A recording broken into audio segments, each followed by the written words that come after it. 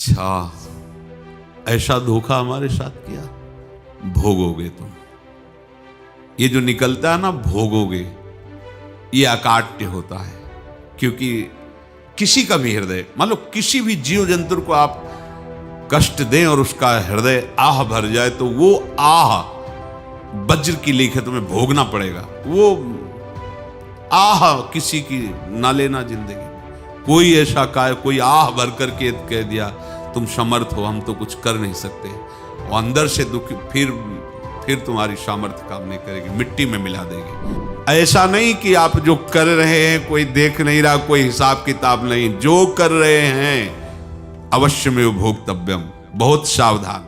जीव स्वयं नित्य निरंतर कर्मों के जाल को रच रहा है और अपने आप को बांध रहा है। आपको मुक्त होना है, बंधना नहीं है। जीव का जन्म कर्मों के अनुबंध से होता है, कर्मों के बंधन से होता है, और उसको अपना ऋण चुकाना होता है। कर्मानुबंध ये बहुत सूक्ष्म विषय है। जैसे आप जिस परिवार में जन्म लिए हैं, तो उस परिवार के लोगों से आपका ऋण है, इसलिए उसी परिवार में आप आए हैं। और ऋणानुबंध उसको बिना चुकाए या बिना वसूल किए आप वहां से जाएंगे नहीं। आपको लेना है तो वसूल करना है, और देना है तो चुकाना है। ये पूर्व के जन्मों से निश्चित किया गया है। जैसे किसी के यहां पुत्र हुआ, जन्म से ही पैसा खर्चा शुरू हुआ, बड़ा हुआ तो उद्दंडता के द्वारा मार पूरे परिवार को क्लेश पर क्लेश देता चला जा रहा है। ये तुम्हारे कर्म का फल है।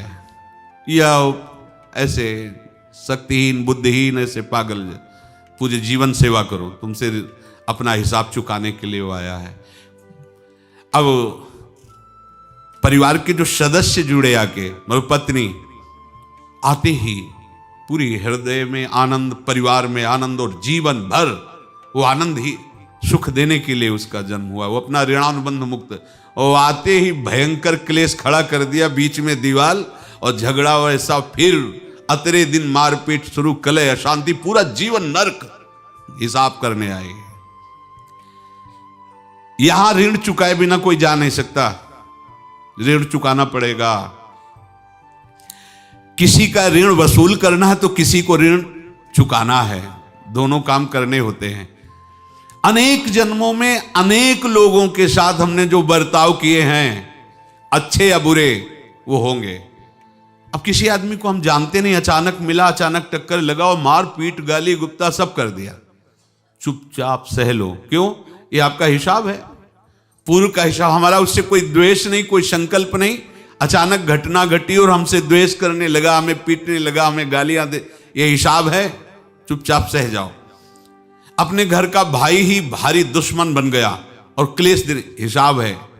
एक प्रभुदत्त ब्रह्मचारी जी की वाणी में पढ़ा था, एक महात्मा जी भ्रमण करते थे, तो उस समय असरफियां चलती थी, मोहरें असरफियां, तो उनको भेंट में देते लोग। तो या तो ठाकुर सेवा में लगे तत्काल, या संत सेवा में तत्काल लगे, उसका संग्रह करके डोलना ये ठीक नहीं है। बैरागी के लिए सिद्धांत में ये ठीक नहीं। तो जब 2, 4, 6, 8 ऐसे मोहरे हुई, तो उन्होंने विचार किया कि और भ्रमण करके जब काफी मोहरे हो जाएंगी, तो प्रयागराज में जब कुंभ पड़ता है, एक बार पूरे सब अखाड़े के संतों को, अलग अलग संप्रदाय सब संतों को बुलाएंगे और सबको पुआएंगे। अब साधु है तो यही विचार करेगा, और क्या विचार करेगा। तो उन्होंने ऐसे डंडा बनवाया, बेंत, जो ऊपर से चूड़ीदार और भीतर पोला, और मोहरे उसमें डालते गए। और भ्रमण, जहां जहां श्रद्धालु भगत थे सबके यहां जाना और इच्छा रखना कि एक मोहर तो दे दे दक्षिणा में।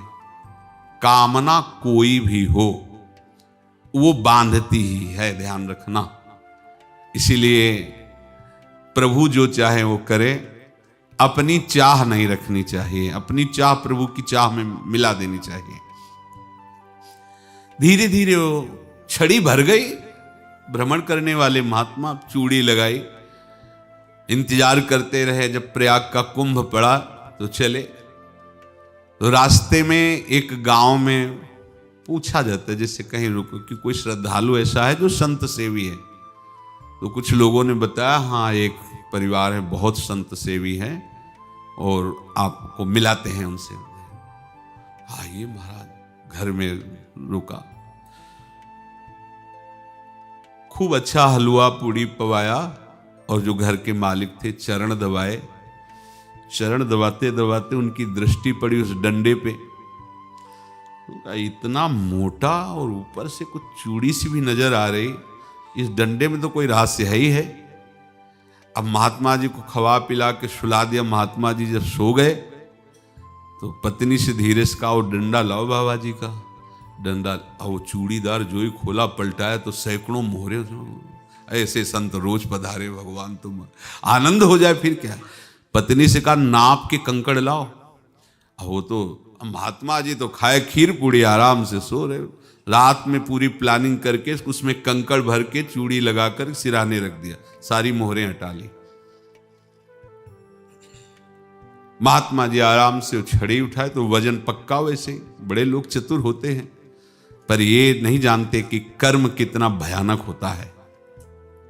और उनकी कोई संतान नहीं थी, पर धन में इतना प्रेम उनको था। बहुत सावधान। साधु महात्माओं के पास जो अर्थ है, गृहस्थी अगर आता वहीं से है, पर अगर उसको जोर जबरदस्ती या किसी छल कपट से, तो वो उसका विनाश ही करता है। आज तक का प्रमाण है। अब उनको ये भाव पता नहीं होगा, या पता होगा तो लोभ के कारण वो उसको मान नहीं पाए होंगे। महात्मा जी गए प्रयाग में, किसी अखाड़े पर रुके और वहां प्रार्थना की कि कल जो है संपूर्ण अखाड़ों का निमंत्रण किया जाए और सब संतों को भोग पवाया जाए और उनको दक्षिणा भी दी जाए। महंत ने सोचा कि बहुत बड़ा है तो उत्सव है, क्योंकि प्रयाग में कितने हजारों संत महात्मा सब। उनका महाराज बोरों इसमें चीनी और तीनों घी लगेगा, सब व्यवस्था। बोले आप मंगाइए, एक एक हिसाब हम करेंगे, हमारे पास सब व्यवस्था है। बोले कुछ तो पहले दे दो, वो इकट्ठे देंगे हम। उनको था कि अगर हम छड़ी खोला और दो चार मोहरे दी, किसी को पता लग गया तो गड़बड़ हो सकती। बोले हम भंडारे के समय आखिरी में सब कुछ आपको दे देंगे। ठीक है। वो अपने पास से पैसे लगाकर खूब जितना सामग्री सब लाए, लाखों की, और सब संतों को निमंत्रण कर दिया। संत जन निमंत्रित हो गए। भंडारा बन रहा है, तब वहां के महंत है और उनका देखो भंडारा भी बन रहा है, संतों को निमंत्रण। अब आप अर्थ की व्यवस्था कीजिए, क्योंकि इतनी बड़ी हमारी सामर्थ्य नहीं थी जितना हमने किसी तरह हमने व्यवस्था की। अब मुझे अर्थ चाहिए, तभी आगे की व्यवस्था बढ़ेगी। संतों को दक्षिणा देंगे और जिनसे अर्थ लिया उनको दे। देखो रसोई बन गई है सब। उनका छत में विश्वास नहीं तो ये अभी चूड़ी खोली। उनको तो था ना कि मोहरे हैं, कंकड़। तो जैसे कितना उनको सदमा लगा होगा। हजारों संतों का निमंत्रण, रसोई बन, मतलब संत हो के छल कपट। तो उनका महाराज आपने तो हमारा नाश कर दिया, जो महंत थे। अब बताओ रसोई बन गई, संत निमंत्रित हो गए और आप ये कंकड़ दिखा रहे हैं हमको। आपने तो हमें बर्बाद कर दिया। हमारी इतनी सामर्थ्य नहीं थी, आप पहले बता देते। संत होकर ऐसा छल कपट। अब वो बोले तो क्या बोले, क्योंकि उनको पता था कि मोहरे हैं इसमें। अंदर से उनका चिंतन गया उसी सेठ के पास, अच्छा ऐसा धोखा हमारे साथ किया, भोगोगे तुम। ये जो निकलता है ना भोगोगे, ये अकाट्य होता है। क्योंकि किसी का भी हृदय, मान लो किसी भी जीव जंतु को आप कष्ट दें और उसका हृदय आह भर जाए, तो वो आह वज्र की लेख है, तुम्हें भोगना पड़ेगा। वो देखो भीष्म जी को भोगना पड़ रहा है ना। सांप को ऐसे धनुष की नोक से उठाया और बंबूल के कांटों के ऊपर फेंक दिया, कई दिन तक छेदा हुआ, वो आह भर करके मरा। तो आपको 6 महीने बाणों की सैया पर आह किसी की ना लेना जिंदगी में। कोई ऐसा कोई आह भर करके कह दिया तुम समर्थ हो, हम तो कुछ कर नहीं सकते। और अंदर से दुखी, फिर तुम्हारी सामर्थ्य काम नहीं करेगी, मिट्टी में मिला देगी। फिर ये तो संत थे और भगवत आराधना के लिए, संत आराधना के लिए ही ऐसा किए हुए थे। अब इनका कैसे मुंह दिखाएं, अब क्या करें। सुबह संत जन आएंगे, सबके बीच में हमारी कि देखो इन्होंने, अब क्या करें। गए और संगम में जाके छलांग लगाई, अपने प्राण त्याग दिए। अब उनके तो पास मोहरे थी और व्यापार बढ़ा, और 9-10 महीने बाद ही लड़का हुआ। अब तो उनको कि संत फलीभूत हो गया। देखो व्यापार चल रहा, लड़का नहीं होता था, लड़का भी हो गया, बड़ा आनंद छा रहा है। जब से वो प्रकट हुए और धन की वृद्धि शुरू हो गई, पढ़ाई लिखाई में उनके खर्चा हुआ सब, बस बीमारी शुरू हो गई उनके शरीर में। अब उसमें पैसा जाना शुरू हुआ। इतने आसक्त तो वो दोनों हो गए कि कुछ भी हो, व्यापार ठप, संपत्ति बेचना शुरू। तो उन्होंने कहा कि बेटा मैं क्या कर सकता हूं तुम्हारे लिए। बोले हमारी अंतिम इच्छा है प्रयाग चलो, और जितने प्रयाग में संत महात्मा सबको एक बार भंडारा करवाओ, हमारी इच्छा अंतिम है। क्योंकि अंतिम यही इच्छा थी। तो बोले अब ज्यादा संपत्ति तो नहीं रह गई। तो बोले घर बेच दो, मेरे लिए ही तो है, बेच दो। मुझे लगता मैं बचूंगा नहीं, पर मेरी अंतिम इच्छा पूर्ण कर दो। घर बेच दिया, जेवर बेच दी। वहां गए, जब संत सेवा की तो बोले मुझे संगम तक ले चलो। संगम तक ले गए और बोले समझे तुम चुराए थे और हमने उसको छीना है, कुछ नहीं रह गया तेरे पास कुछ, अब केवल ममता और आसक्ति में जल कर मर और नरक प्राप्त कर। मैं वही महात्मा हूं जिसकी तूने मोहरे ली थी, शरीर छोड़ दिया। महात्मा को जन्म लेना पड़ा और इनको दुर्गति भोगनी पड़ी। ऋणानुबंध, होश में। ऐसा नहीं कि आप जो कर रहे हैं कोई देख नहीं रहा, कोई हिसाब किताब नहीं, जो कर रहे हैं अवश्य में भोक्तव्यम। बहुत सावधान। अनेक जन्मों में अनेक लोगों से जो कुछ लिया दिया है, इस लेने देने को मिटा देने के बाद ही तुम मुक्त हो गए। इसीलिए एक उपाय है, लेना न देना मगन रहना। क्या? मालिक को समर्पित हो जाओ, मालिक को अपना माना हुआ समर्पित कर दो, खत्म। अहम त्वाम स्वरूपापेभ्यो मोक्षयिष्यामि, सब खत्म। आगे पीछे लेना देना सब खत्म। एकादश स्कंद में भगवान श्री कृष्णचंद्र जी ने कहा जो मेरे चरणों का आश्रय लेकर भक्त मेरा भक्ति करता है, उसके पितृ ऋण, मातृ ऋण, देव ऋण, ऋषि ऋण, सब ऋणों से मैं मुक्त कर देता हूं। बस यही एक उपाय है जो इसके बंद करने का उपाय भक्तों के लिए है, वो यही है। भगवान की शरण में होकर अपना माना हुआ पूरा भगवान के अर्पित कर दो। अर्पित करने का तात्पर्य उसमें अहम हटा दो। तो दियम वस्तु गोविंदम तुभ्यमेव समर्पये। जिनसे तुमने सेवा करवाई है उनकी सेवा करनी पड़ेगी। जिनसे तुमने जो कुछ लिया है उनको देना पड़ेगा। ये लेने देने का व्यापार जब तक समाप्त नहीं होगा तब तक तुम्हारा जन्म मरण चलता रहेगा। अब आपको यहां समझना है, यदि आपसे किसी ने पैसे लिए बेईमानी करके नहीं दे रहा है तो आप उसको गाली मत दीजिए। आपने बेईमानी की थी इसलिए आपकी बेईमानी हुई है, ले गया, कोई बात नहीं है, बंधन से मुक्त हुए। जो बोझा था चला गया। उसको ऐसा ना देखे कि ये बेईमान हमारे रुपए मार लिए, अब जो कुछ होगा देखेंगे। अगर आप आगे नया कुछ करते हैं तो फिर आगे का हिसाब आपको भोगना पड़ेगा, ध्यान रखना। ऐसा नहीं है कि आपको भोगना नहीं पड़ेगा। एक ही उपाय है कि अब जो शरीर धारण किए इसी में जो भोग ले, आगे ना होना चाहिए। तो क्या करे? सर्वतो भावेन भगवान की शरण ले ले। ये तो सर्वाणि कर्माणि मयि सन्न्यस्य मत्पराहा अनन्येनैव योगेन माम ध्यायन्तु उपासते तेषामहं समुद्धर्ता मृत्यु संसार से। ये बड़ा कठिन है पार होना, कोई छोटी मोटी बात है। एक महात्मा बाल्यावस्था से भजन करते थे, शालिग्राम भगवान पास रखते थे और उन्हीं की आराधना करके बस पाठ, नाम, जप और भ्रमण करते थे। यौवन अवस्था थी, गंगा जी के किनारे अपने ठाकुर को विराजमान करके स्नान करने के लिए कपड़ा ही उतार रहे थे कि 90 लोग आ गए, भाला तलवार सब ले, मारो मारो इसको मारो, घेर लिया। तो उन्होंने हाथ जोड़कर कहा हमने क्या अपराध किया, कोई सुन ही नहीं रहा।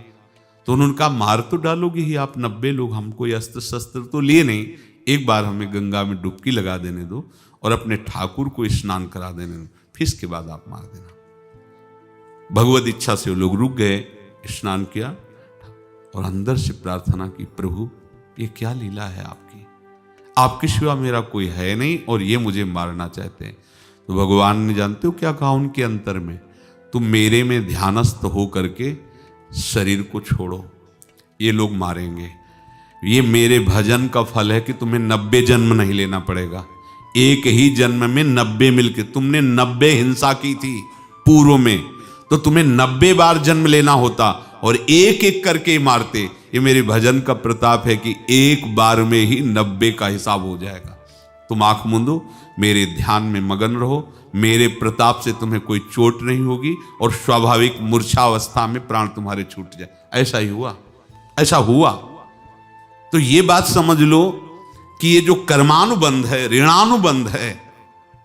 आप देखो, अगर शाप महात्माओं ने दिया कि तुम्हारे वंश का इससे विनाश होगा, तो भगवान भी परम धाम जा रहे तो उसी कील से, बाण की नोक में जो मछली लील गई थी छोटा कण, उसी से की नोक बनाई और उसी नोक को प्रहार किया, भगवान के श्री चरण में वही बाण की नोक लगी और भगवान स्वीकार किया ना।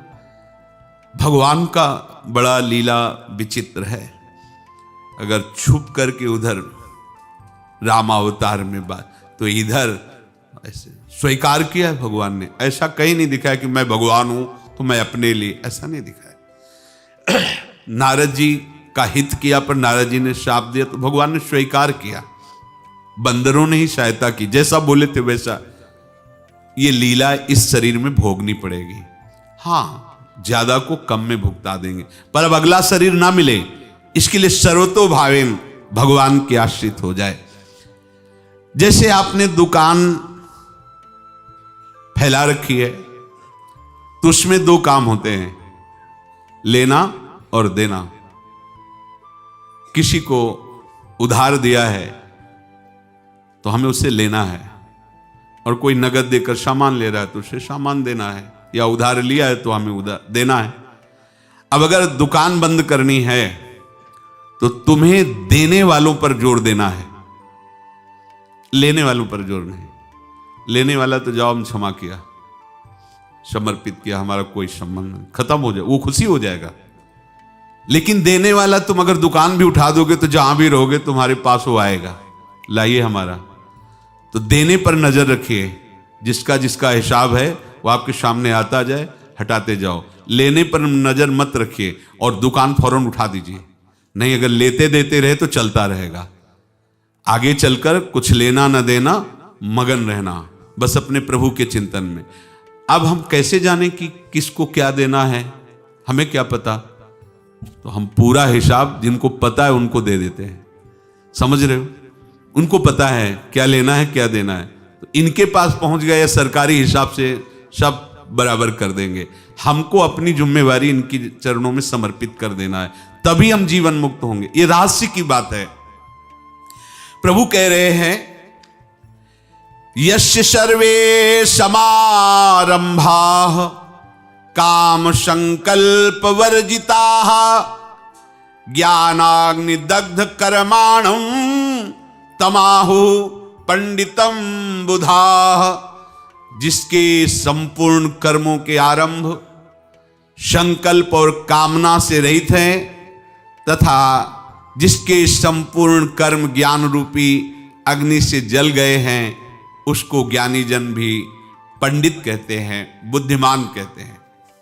पूज्य श्री भाई जी महाराज कह रहे हैं, जैसे वहां ज्ञानाग्नि से दग्ध कह रहे हैं, तो अपने वृंदावन वासियों का प्रेमाग्नि से सब कर्म संस्कार दग्ध होते हैं। जिस समय आपके हृदय में भगवत प्रेम का प्रादुर्भाव होगा तो लेश मात्र कभी तुम्हें दुख नहीं भोगना पड़ेगा। प्रेम का प्रादुर्भाव होते ही दुख का नाश हो जाता है। महासुख। जब प्रेम का प्रादुर्भाव होगा तो समस्त पाप भस्म हो जाते हैं, अशांति नष्ट हो जाती है, संसार ज्वाला स्पर्श भी नहीं कर सकती है। जब भगवत प्रेम का प्रादुर्भाव होता है तो हो सकता है उस उपासक के जीवन में दुखों का पहाड़ टूट पड़े, परिवार खिलाफ, शरीर रोगी, अव्यवस्था, बहुत बहुत कुछ, सब कुछ। कह रहे हैं इतना सब होने पर भी उसके हृदय में कोई भी दुख नहीं होता। ये ऐसा सामर्थ्यशाली भगवत प्रेम है। भगवान के चरणारविंद का जिसके हृदय में प्रेम है, भारी से भारी दुख भी उनको विचलित नहीं कर सकता।